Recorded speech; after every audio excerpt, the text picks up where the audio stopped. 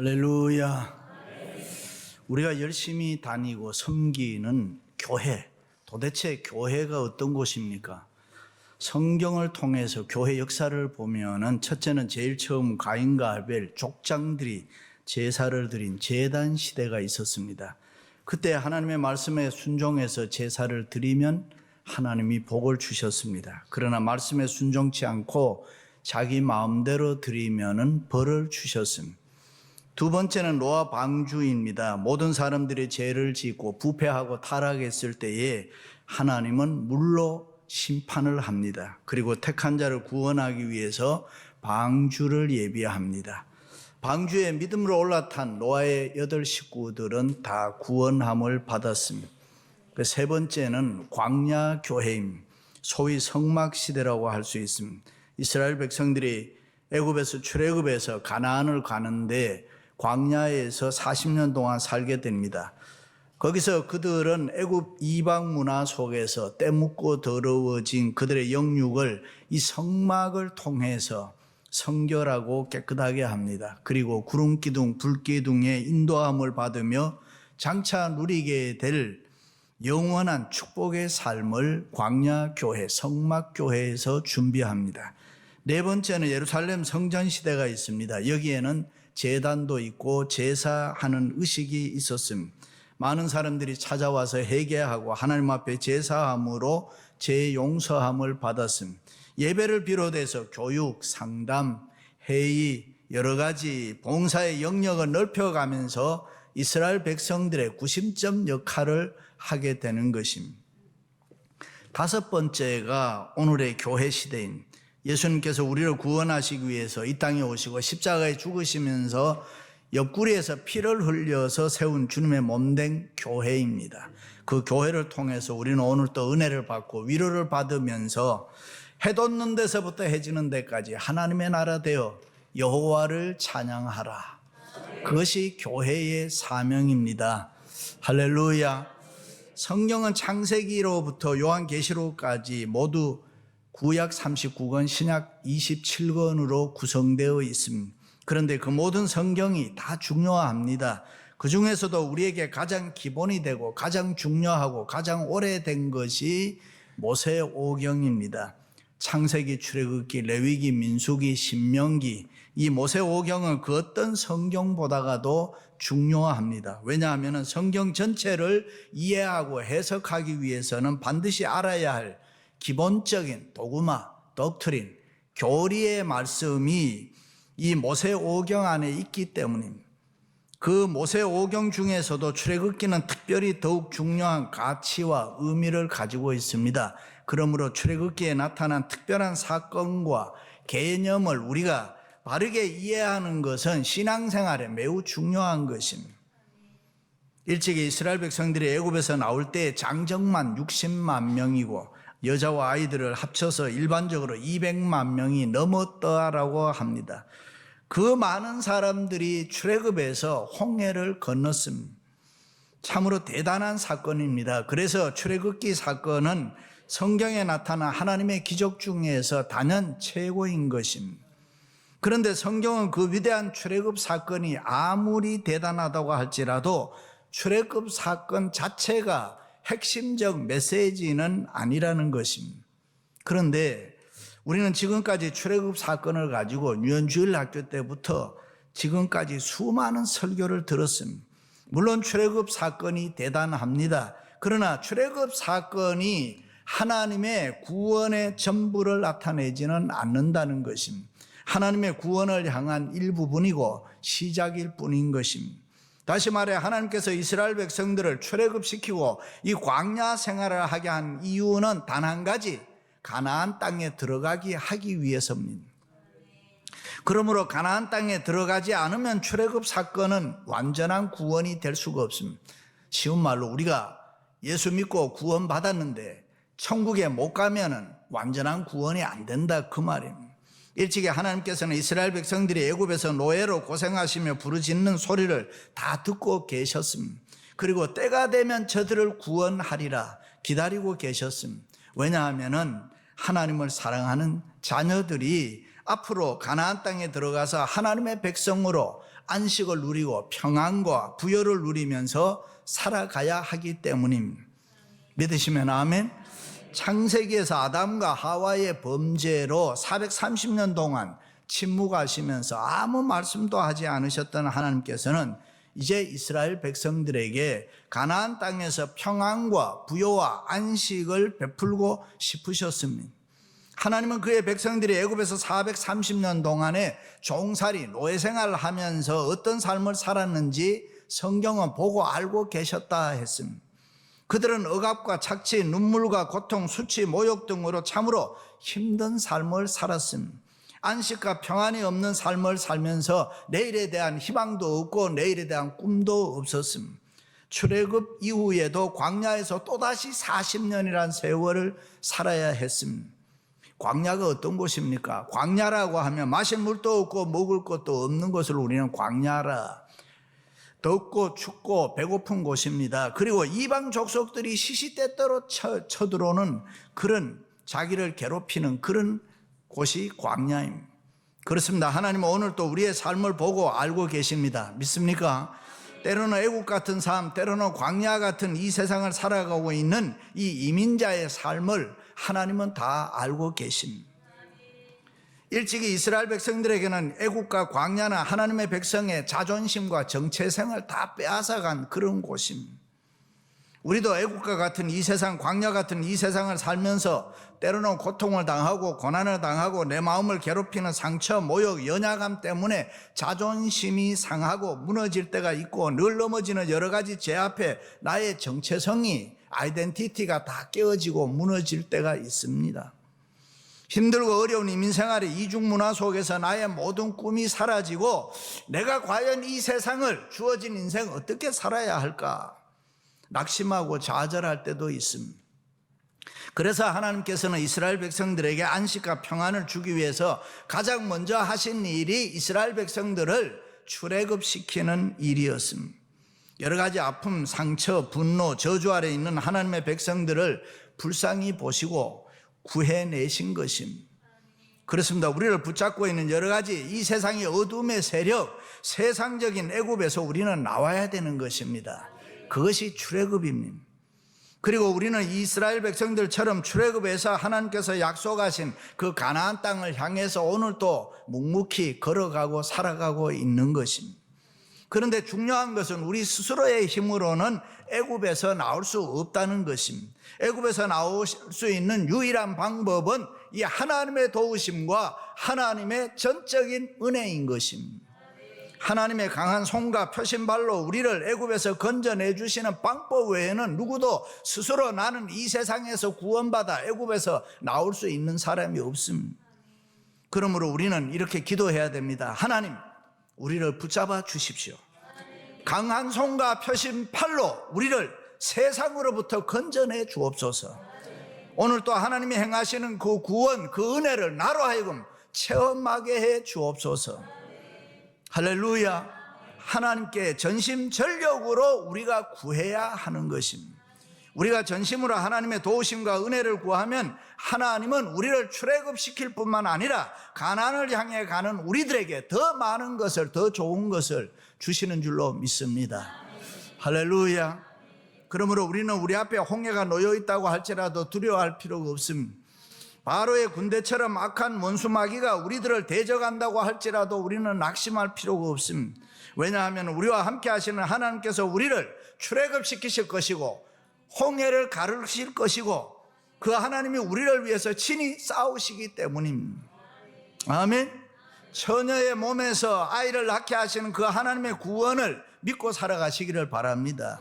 지금도 그 구원의 주님이 우리와 함께 하십니다. 오늘 또 여호와 하나님께서 너희를 위하여 행하시는 구원을 보라. 할렐루야. 그 구원을 바라보라는 것입니다. 홍해를 바라보지 말고 구원의 하나님 바라보아라. 뒤에서 잡으려고 쫓아오는 바로의 군대를 바라보지 말고 구원의 하나님 바라보아라. 일찍이 아브라함도 힘들 때 하나님께서 뭐라고 했어요? 아브라함아, 동서남북 바라보아라. 하늘의 별, 땅의 모래를 바라보고 이 세상을 꿈과 소망 가지고 살아라. 시각을 바꾸라, 그런 말입니다. 구원의 하나님을 바라보는 사람은 보는 눈이 달라야 한다.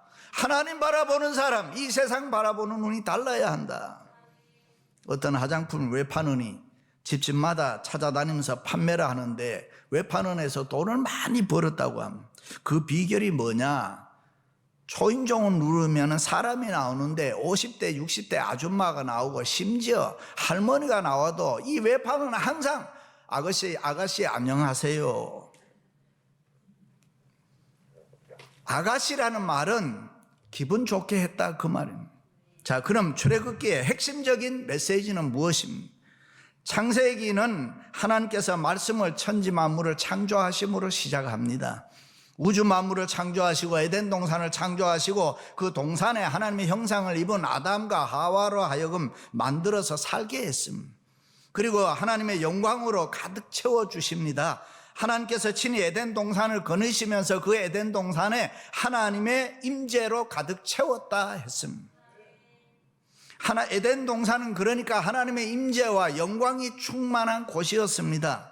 그런데 이게 웬일입니까? 아담과 하와가 하나님께 불순종하고 선악과를 따 먹음으로 죄를 짓고 하나님과의 그 모든 관계가 성경은 단번에 깨어져 버렸다. 인간이 죄를 지음으로 하나님과 친밀했던 모든 관계가 한꺼번에 깨어져 버렸다. 그리고 동산에 가득했던 하나님의 임재와 영광이 순식간에 우리 인간을 떠나버렸다 그랬습니다. 하나님의 임재와 영광이 순식간에 우리 인간을 멀리했다 그랬습니다. 안타깝게도 하나님의 임재와 인간이 분리되고 멀리되었습니다. 슬프게도 죄로 말미암아 하나님의 영광과 인간이 분리되는 것입니다. 그런데 세월이 흐르고 오늘 출애굽기 마지막에 보면은 떠났던 그 하나님의 임재와 영광의 역사가 다시 시작됩니다. 떠났던 하나님의 영광이 다시 돌아옵니다. 그렇다면은 그동안에 도대체 무슨 일이 성경에 일어났습니까? 어떻게 해서 떠났던 하나님의 임재, 에덴 동산에서 하나님의 영광이 다시 돌아왔느냐 하는 것입니다. 그것은 다름이 아니라 하나님의 말씀에 순종해서 성막을 세웠기 때문이라. 여호와께서 모세에게 너는 성막을 세워라. 하나님께서 성막 봉헌할 때까지 구체적으로 계속해서 출애굽기에 보면 말씀합니다. 모세에게 명령합니다. 성소와 지성소를 구분하고 증거궤와 속죄소를 두고 그 말씀에 순종해서 이스라엘 자손들은 여호와께서 명령하신 대로 성막의 모든 역사를 다 마침에 성막을 완성했습니다. 그렇습니다. 이스라엘 백성들이 하나님의 명령대로 성막을 세웠을 때에 오늘 말씀에 구름이 해막에 덮이고 여호와의 영광이 성막에 충만했다. 할렐루야. 놀라운 사실은 그때 신기하게도 창세기에서 떠났던 하나님의 임재와 영광이 다시 돌아온 것입니다. 그렇다면 창세기에 떠났던 그 하나님의 임재와 영광이 출애굽기에서 다시 이스라엘 백성들에게 돌아오게 한 중요한 이유가 무엇입니까? 그것이 바로 성막을 세웠기 때문입니다. 모세와 이스라엘 백성들이 성막을 세움으로 떠났던 하나님의 영광이 다시 돌아오게 된 것입니다. 하나님의 임재가 다시 이스라엘 백성들 가운데 충만하게 임재하게 된 것입니다. 할렐루야.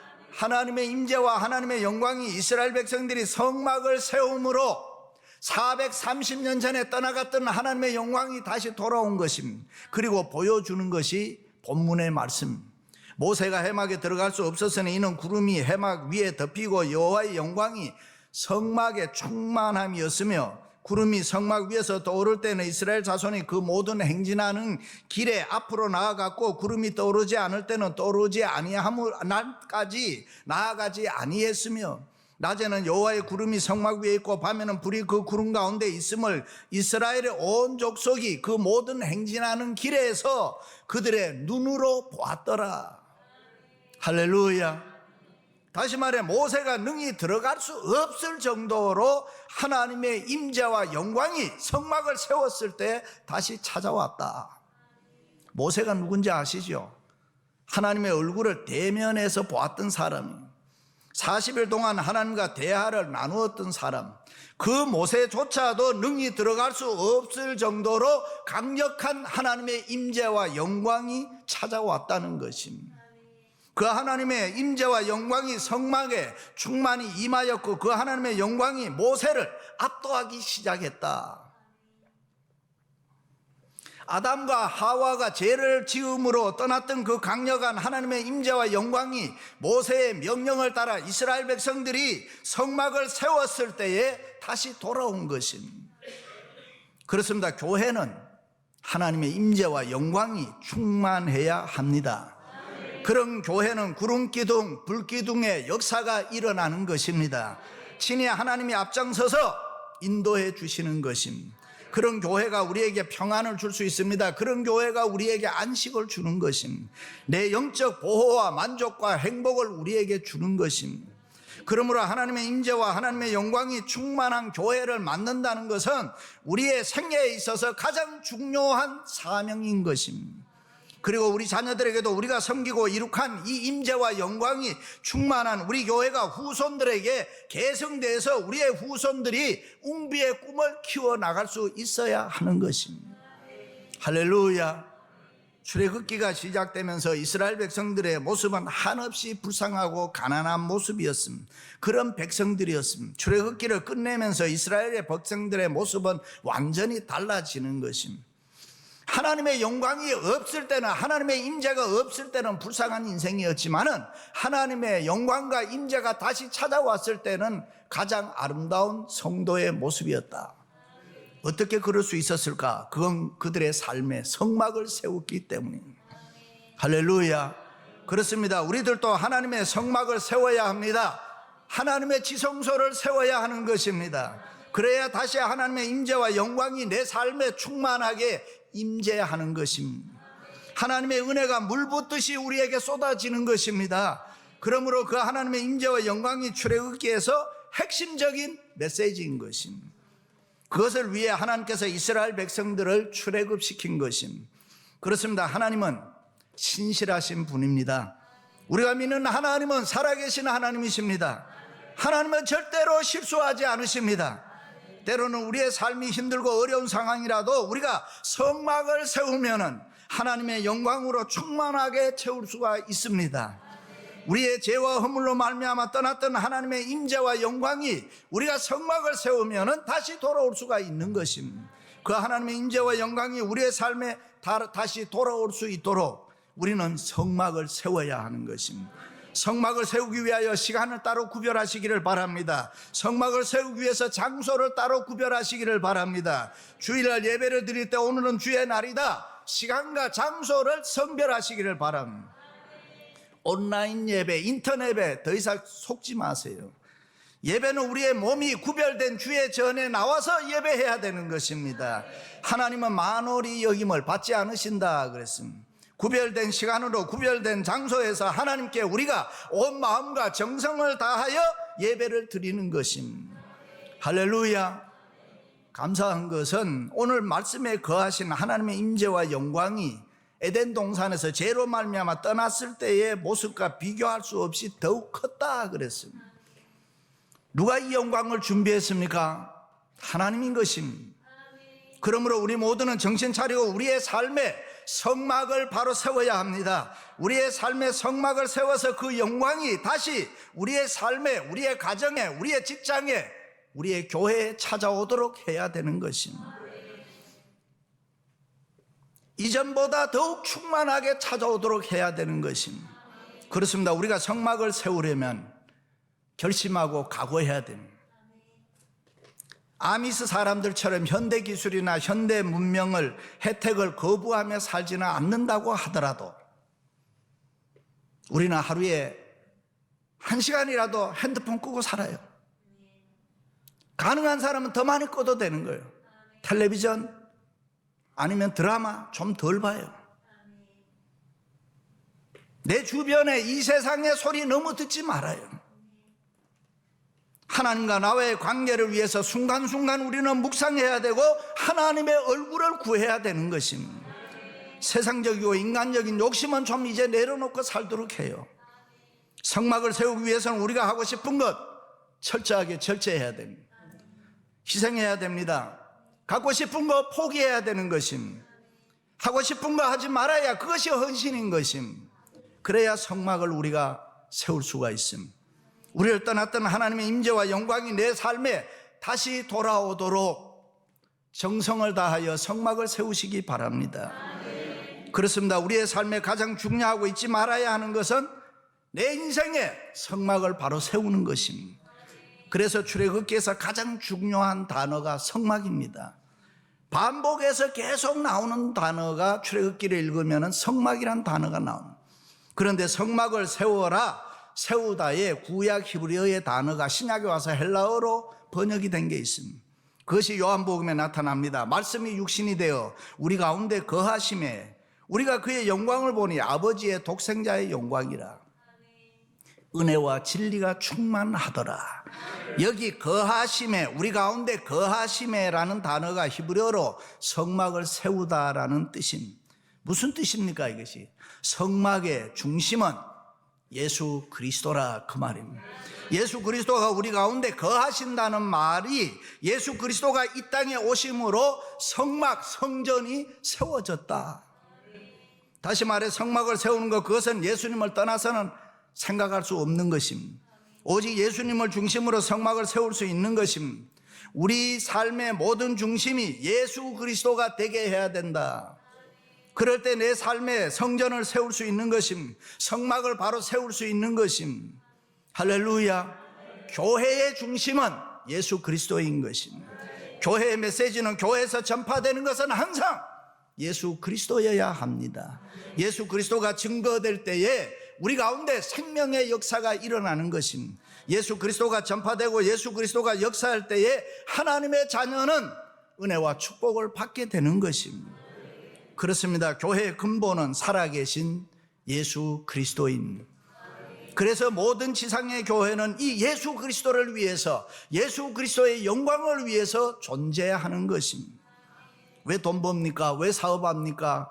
왜 공부해야 됩니까? 우리가 왜 성공해야 됩니까? 왜 우리가 자녀를 잘 키워야 됩니까? 그것은 성막을 잘 세우기 위해서.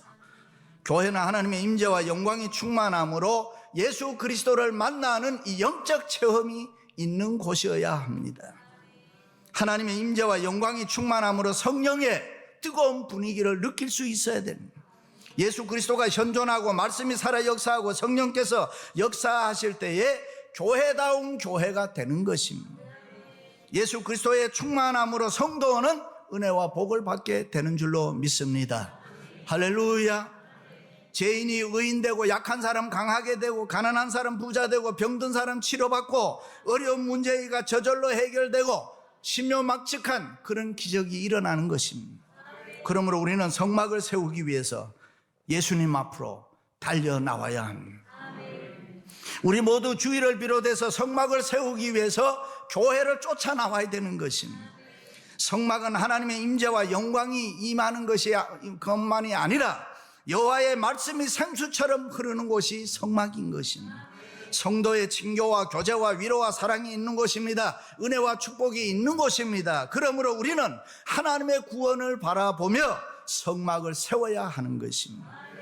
우리는 하나님의 자녀이기 때문에, 우리는 하나님의 구원을 믿는 사람들이기 때문에, 할렐루야. 사랑하는 성도 여러분, 반드시 우리는 천국에 들어가야 합니다. 성막을 세우고 이 땅에 있는 동안에 하나님의 임재와 영광을 누릴 수 있기를 주님의 이름으로 축원합니다.